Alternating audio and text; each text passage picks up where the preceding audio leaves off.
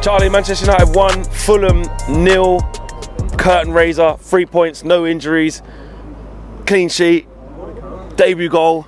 Just throw all the good things in one thing and keep the smiles, you know what I mean? How good was Mazraoui tonight? I mean, very good. It's one of those ones where you can just instantly see the technical bar just raises just by having him there and what he can do. You can see it straight away. Yeah, 100%. I honestly, some of the passes in the first half, the reverse passes with his left foot. Yeah, really good. Like any other player, I'm not a diss on Wan-Bissaka, he has his uses, but in that situation he's going to turn inside and play it with his right foot. But Mazraoui gets his left foot and plays it on the outside, opens the pitch up, widens the pitch, and we're on the attack. And he did it, I think, 2 or 3 of them in the first half. And then he was arriving sort of when we had the ball on the left hand side, he was arriving into that sort of right hand side space really at the right time, collecting the ball. Even if he didn't get the ball, he's making the right run, and if he makes that run close to the goal, it opens the passing lane up to the winger. So he's got those movements spot on.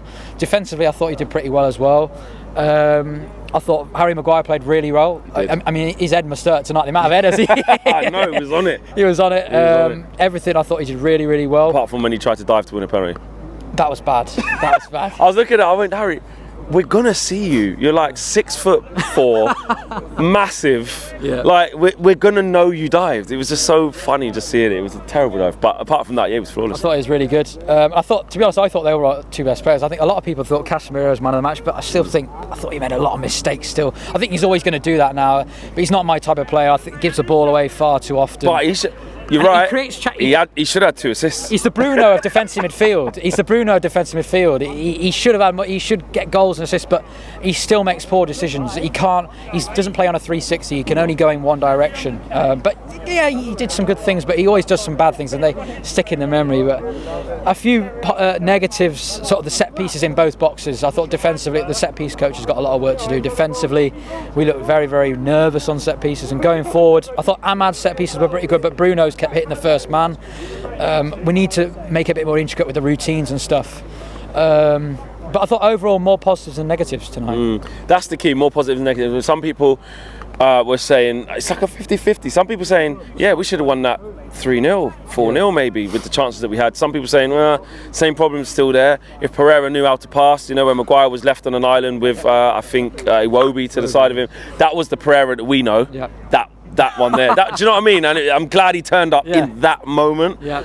That just gave me shades of when he would be at Old Trafford and that last little bit. But it helped us then. But how do you see it? Do you see it as, well, don't get carried away because, Fulham did open us up, this, that and the other? Or did you see it more as like, well, no, hang on a minute.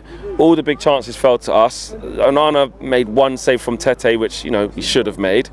And then one from deflected off Kobe's shoulder, he should say. Like, there was, all the big chances fell to us, and it should have been a comfortable evening. Yeah, it should have been. I think what made it less comfortable was the start of both halves.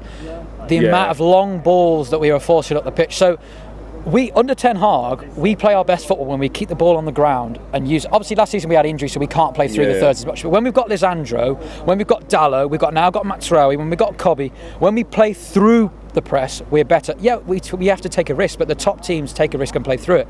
We lump the ball long, Onana, and Onana's long balls, especially with his left foot, aren't that great anyway.